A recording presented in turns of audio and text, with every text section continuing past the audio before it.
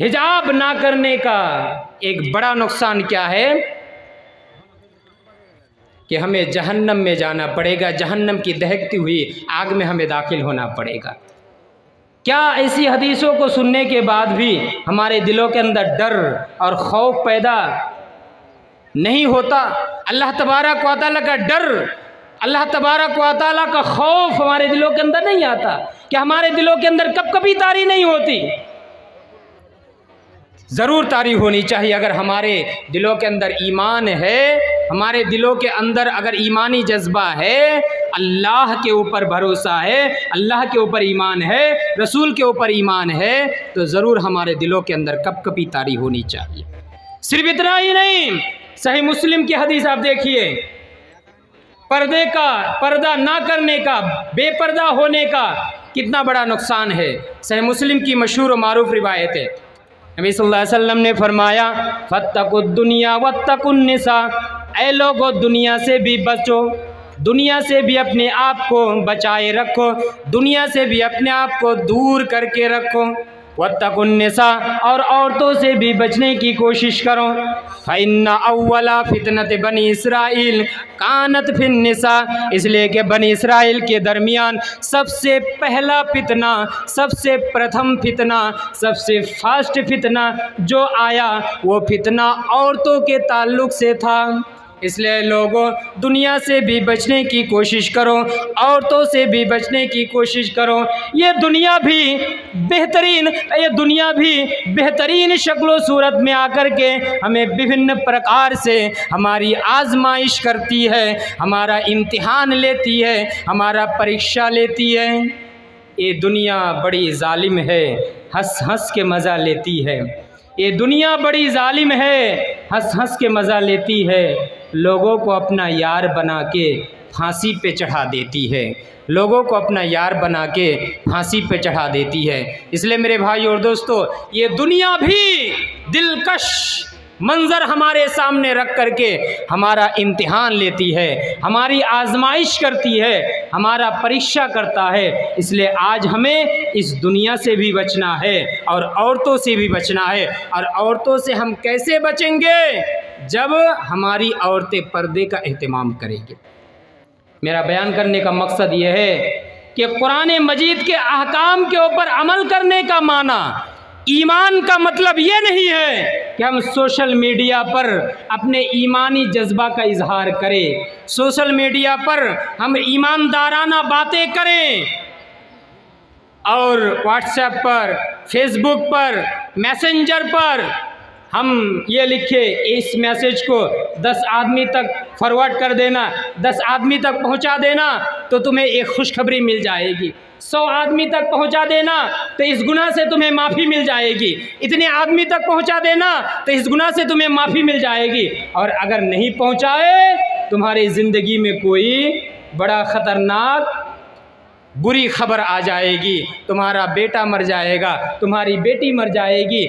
ये इस्लाम का माना नहीं है, ये ईमान का माना नहीं है। मेरे भाई और दोस्तों, आज हमारा ईमान इतना कमज़ोर हो चुका है, आज हमारी ईमानी जज्बा को हमें परखने की ज़रूरत है, ईमानी जज्बा को हमें कुरान और हदीस की रोशनी में टटोलने की ज़रूरत है और हमें देखने की ज़रूरत है कि आज कुरान मजीद हमसे क्या तकाज़ा कर रहा है, कुरान मजीद हमसे क्या मांग रहा है। और आज हम अपने अमल के ज़रिए, अपने अखलाक के ज़रिए, अपने कैरेक्टर के ज़रिए, अपने चरित्र के ज़रिए हम कौन सा इस्लाम पेश कर रहे हैं लोगों के सामने, किस तरह का ईमान का इजहार हम कर रहे हैं। तो मेरे भाई और दोस्तों, ये तो सिर्फ एक झलक थी, कुरान मजीद के अहकाम की एक झलक थी ये पर्दा। सिर्फ कुरान मजीद के अंदर पर्दे का हुक्म नहीं है, कुरान मजीद पूरी इंसानियत के लिए हिदायत है। हुदल लिन्नास व बय्यिनातिम मिनल हुदा वल फुरक़ान, पूरी इंसानियत के लिए हिदायत है और ये हक़ और बातिल के दरमियान फ़र्क करने वाली किताब है। तो इस किताब के ऊपर हम अमल करने वाले बने, पर्दे के ऊपर भी अमल करने वाले बने। कुरान मजीद के अंदर नमाज़ पढ़ने का हुक्म दिया गया, उस पर अमल करने वाले बने। ज़कात देने का हुक्म दिया गया, उस पर अमल करने वाले बने। हज करने का हुक्म दिया गया, उस पर अमल करने वाले बने। सदका व खैरात करने का हुक्म दिया, उस पर अमल करने वाले बने। लास्ट में एक जुमला मैं कहूँगा कि नबी सल्लल्लाहु अलैहि वसल्लम का अखलाक के बारे में जब आयशा रज़ियल्लाहु तआला अन्हा से पूछा जाता है, कैफ़ा काना खुलुक़ रसूलिल्लाह, रसूलुल्लाह सल्लल्लाहु अलैहि वसल्लम का अखलाक कैसा था, चरित्र कैसा था, कैरेक्टर कैसा था, आयशा रज़ियल्लाहु तआला अन्हा का एक ही जवाब होता है, काना खुलुक़ुहु अल कुरान। नबी सल्लल्लाहु अलैहि वसल्लम का अखलाक कुरान है, नबी सल्लल्लाहु अलैहि वसल्लम का कैरेक्टर कुरान है, नबी सल्लल्लाहु अलैहि वसल्लम का चरित्र कुरान है। कुरान पढ़ते जाओ, नबी का अखलाक देखते जाओ, कुरान मुताला करते जाओ, नबी का कैरेक्टर देखते जाओ, कुरान का अध्ययन करते जाओ, नबी का चरित्र देखते जाओ। इसलिए आज हमारा अखलाक, आज हमारा कैरेक्टर, आज हमारा चरित्र कुरान के मुताबिक होना चाहिए, कुरान के ऊपर आज हमारा अमल होना चाहिए। मैंने जो आयत आपके सामने पढ़ी थी उस आयत का तर्जमा करके मैं ख़त्म कर देता हूँ। इसीलिए अल्लाह तबारक व तआला ने बयान किया, वला तहिनु वला तहज़नु व अंतुमुल आलौन इन कुंतुम मोमिनीन। गम ना करो, फिक्र ना करो, चिंता करने की कोई ज़रूरत नहीं, तुम ही सबसे ऊँचे मकाम पर रहोगे, बुलंदी पर फाइज और कायम और दायम रहोगे। लेकिन एक शर्त है, इन कुंतुम मोमिनीन, अगर तुम मोमिन बन कर के रहे। इसलिए नबी सल्लल्लाहु अलैहि वसल्लम ने अबू दाऊद के हदीस के अंदर भी बयान किया कि एक ऐसा ज़माना आएगा कि मुसलमानों के ऊपर दूसरी कौमें इस तरह मुसल्लत कर दिए जाएंगे, जिस तरह दस्तरखान में विभिन्न प्रकार के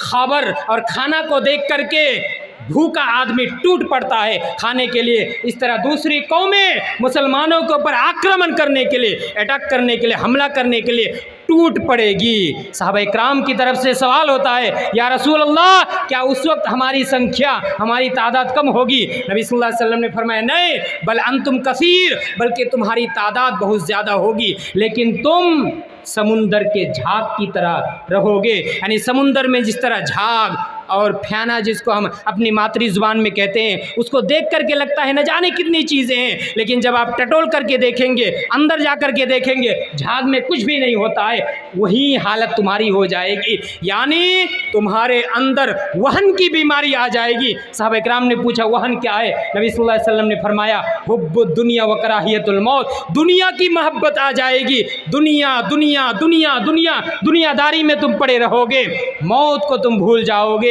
मौत को भूलने का मतलब ये है कि तुम अमल करने के लिए तैयार नहीं रहोगे, अमल के मैदान में तुम दिखाई नहीं दोगे। इसलिए मेरे भाई और दोस्तों, जिस तरह हम जलसा जुलूस में बड़े बड़े मुकर्रिर की तकरीर सुनने के लिए भीड़ जमाते हैं, इसी तरह भीड़ अगर मस्जिद में भी जमाते, नमाज पढ़ने के लिए, अगर ईदगाह में भी, अगर दूसरे मजलिसों में भी अगर इसी तरह की भीड़ जमाते, फजर की नमाज पढ़ने के लिए अगर सब जाग जाते ना, एक गैर मुस्लिम ऐसे ही घबरा जाते, ऐसे ही वो खौफ ज़दा हो जाते कि तमाम के तमाम मुसलमान जाग गए हैं। लेकिन आज तक हम जागने के लिए तैयार नहीं है। सिर्फ हम बैठ कर के मैसेज लिखेंगे, अल्लाहु अकबर, इस मैसेज को फॉरवर्ड करो, इस मैसेज को भेजो, ये नेकी मिलेगी, ये सवाब मिलेगा, अगर नहीं भेजोगे ये नुकसान हो जाएगा, इससे कुछ काम होने वाला नहीं है। इसलिए मेरे भाई और दोस्तों, आज ज़रूरत इस बात की है कि हम अमल के मैदान में आए, कुरान मजीद के जो अहकाम है, जो फ़रामीन है, जो तालीमात है,